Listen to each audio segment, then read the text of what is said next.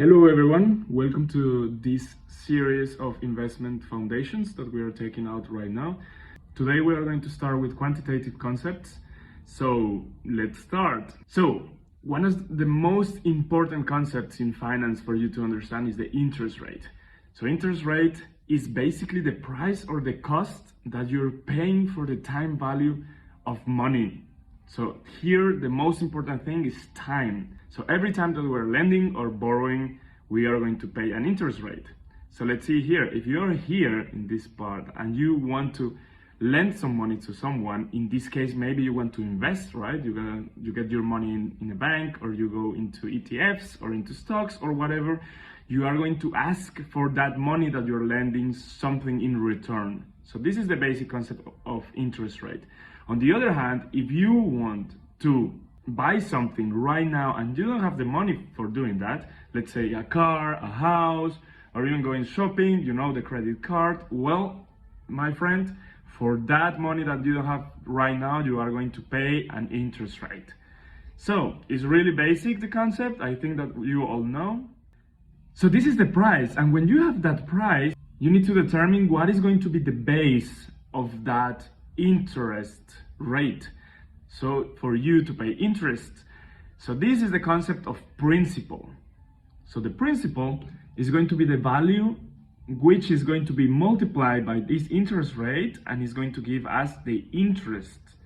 Here we are going to talk about as well as the time frame in which you are going to receive or give those interests back.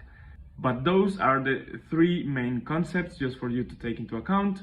So we have the principal, which is the base for calculating the interest. Then we have the time frame. So we really need to know in which time frame we are going to calculate those interests, because this is going to get a little bit more complicated later on. And three, we are going to need to know the interest rate. We're going to see more concepts that are more advanced after, but those are the main things that you need to know now.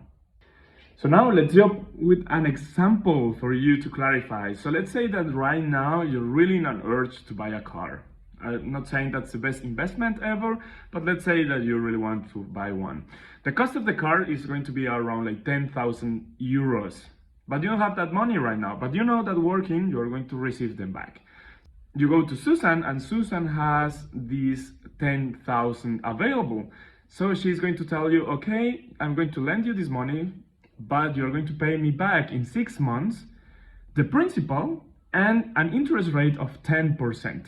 So how is it going to look like in the future? After you go now in the time zero, you go and buy the car. After you buy the car, you spend those 10,000 euro.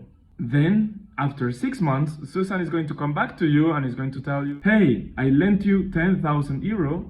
Where is my principal, which is the money that she lent to you, and where are the interests? So we are going to have here the 10,000 that we lent plus the interest. The interest is just a basic calculation for now. It's going to be just the interest rate multiplied by that principal is going to give us 1,000. So in total, we have to pay back 11,000 euros in this case.